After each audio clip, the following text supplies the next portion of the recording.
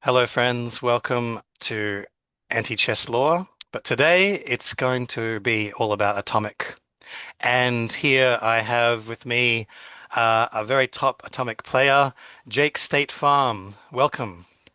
Hey, how's it going? Great to have you here. So, what I'm going to do is ask a bit about Jake, find out who he is, and he's actually going to show us a very interesting and instructive atomic game that he's played as well. So, just to begin with, tell us about a little bit about yourself and maybe how you got into playing atomic chess. Yeah, absolutely.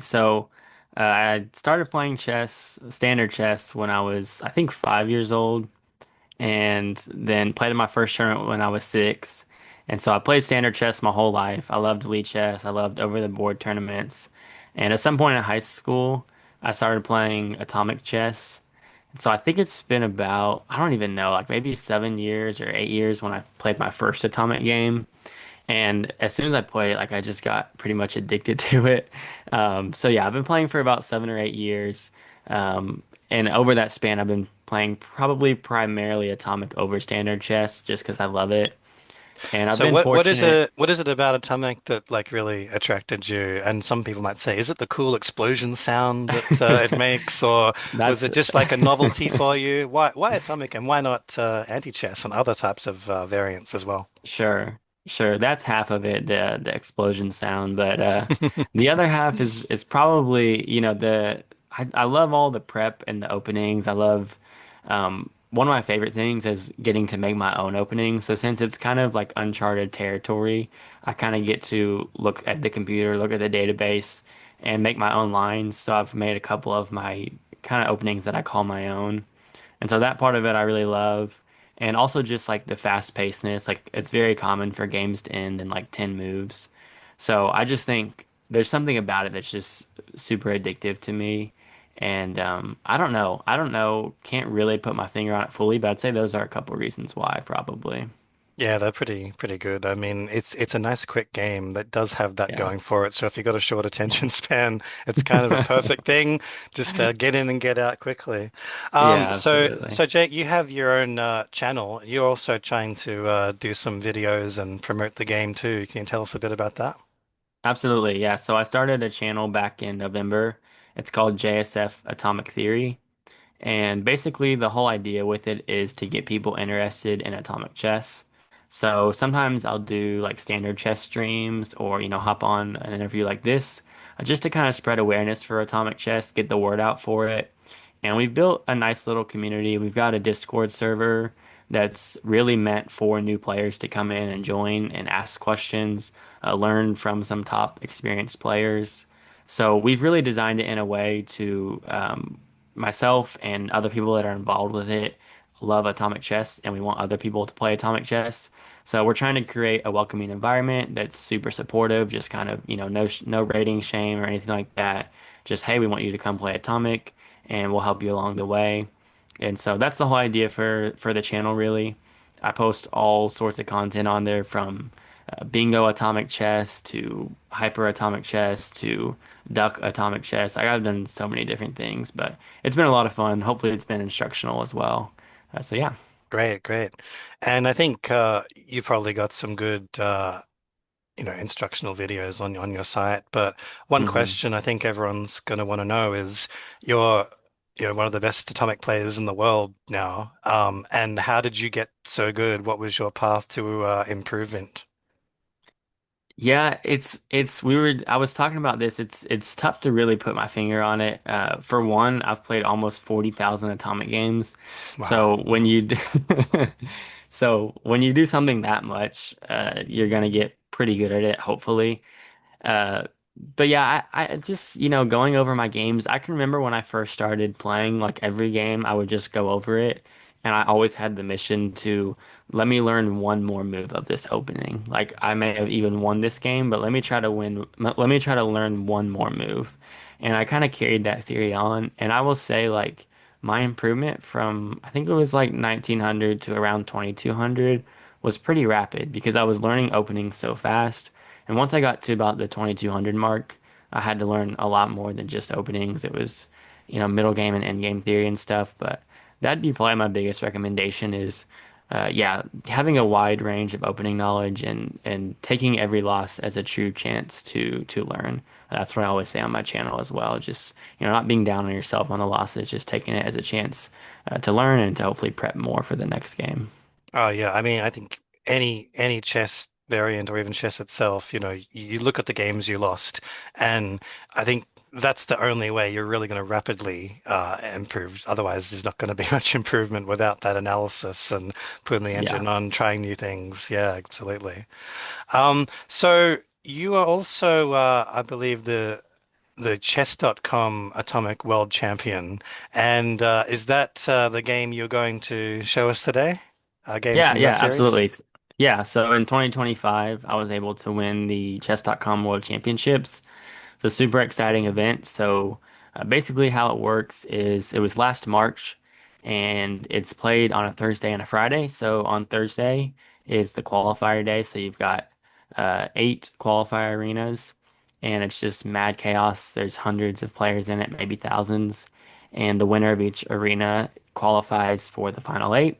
And they play in a knockout bracket and it's double elimination and yeah, cash prizes for the top 8 and streamed to a bunch of people. So after I qualified on Thursday, it was certainly like kind of all starts to get real. Like holy moly, I'm going to be playing in front of thousands of people for hundreds of dollars. Like that's when it got really really real for me. But yeah. Uh, If you're ready to get into it, this game is from that exact tournament. This is the game from the first round of the final 8. So basically, how it works is it's best of 3, I guess, or best of 2.5. You play 4 games, and whoever wins more moves on to the next round. If it's tied 2-2, then you go into sudden death. So next game wins.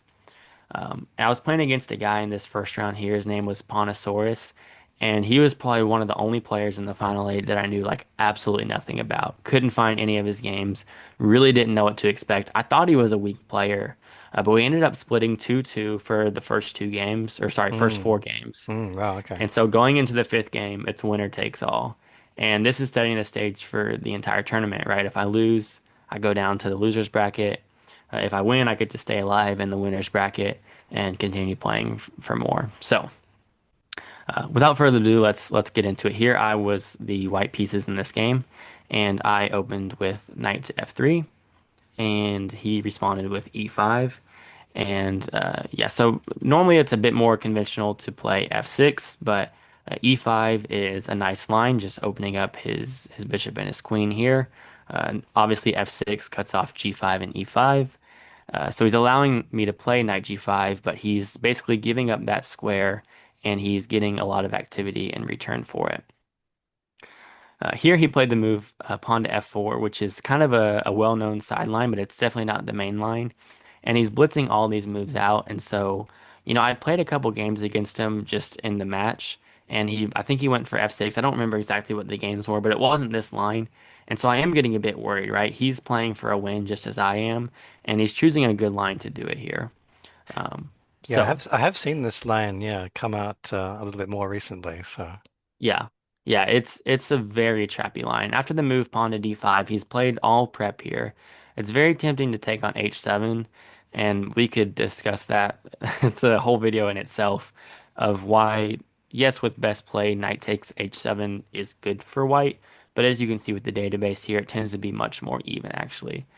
So thankfully, I happen to know the prep in this line, and I played knight to f7, which, as you can see here, has a much higher win rate for white there. Um, and what's nice about it is that the queens come off the board, but I have this infiltrated knight, and that'll be kind of the story of this game, is that I'm not up material, but I've got a much better position. I'm happy to have the queens off the board because it stops him from having any major attacks in the middle game. Right? If I can get the queens off the board and I can play a solid game, I should be able to win just by having this knight here. His king obviously can't take it, and so long as I keep it next to his king, this knight could never come off the board. So it's just going to wreak havoc on his position. He continues to play some the most common moves here. So he's blitzed out 9 moves of prep at this point. Here, the computer recommends pawn to b4, and this is where my prep ends, by the way. I elected to go for this move of bishop to d2, which I was actually quite happy with. And my idea is that if he goes bishop to b4, I'll simply be able to castle away, which is a move I want to make anyway. And now he doesn't really have any threats. And the reason for this move is that if he goes knight to b4, I can just simply chop it off, and I'll be happy with that. b4 makes sense too. Um, the problem with b4 that I've noticed during the game is that it's going to be really hard for me to get my knight out. If I ever try to go to a3 or c3, he's always just going to be able to take here on b4. So while the computer likes b4 the most, practically I'm not really sure how I'm supposed to play this position. So that's why I went for bishop to d2 instead. Okay, so we have c5, and here I found another move I was pretty happy with. I want to infiltrate my bishop as well, right? As many pieces as I can get around his king, it's going to be really tough for him. He can't play this move of pawn to b6 because I'll just take Take. here. Yeah. And he also can't play this move of knight to b4 because then I'll just take on c5 here. So I was quite happy with this move. Again, the computer was still said well, I had an advantage. The computer didn't love it, but at the time I thought this was a pretty good move. He decided to take here, and there's actually a really interesting line here.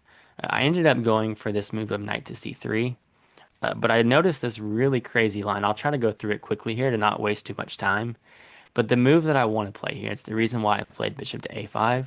I want to play this move of bishop to d8 and just get pieces around his king.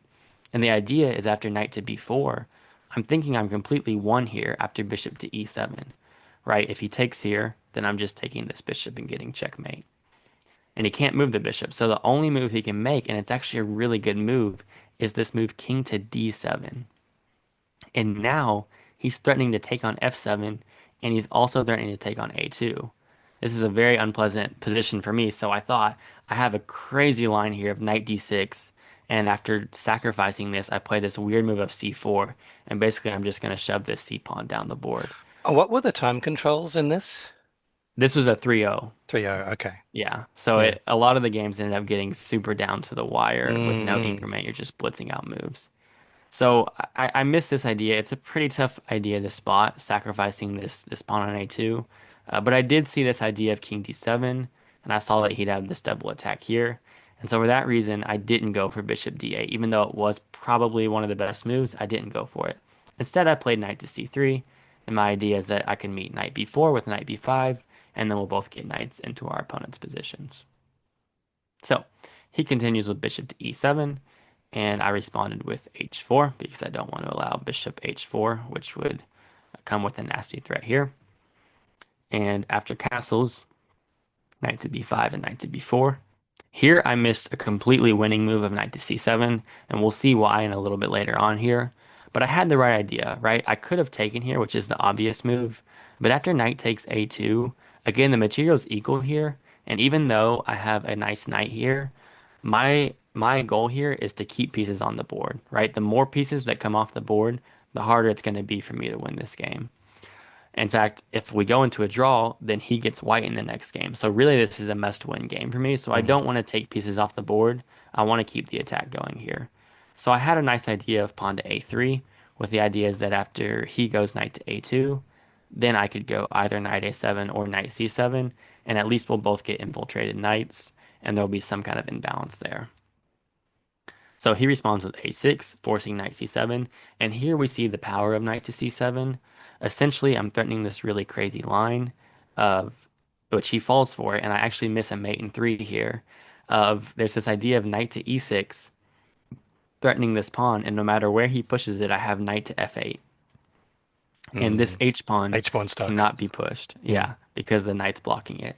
And so actually after knight c7, I'm threatening this fork of this rook and this pawn, and it's almost impossible to stop this. Even when you move the rook, I still have mate. So I completely missed this idea. I took about 15 seconds here and I castled. And I kid you not, as soon as I castled, I saw this line and I was like, oh my goodness, how did I miss that? And we were, and by the way, I should have said this at the beginning.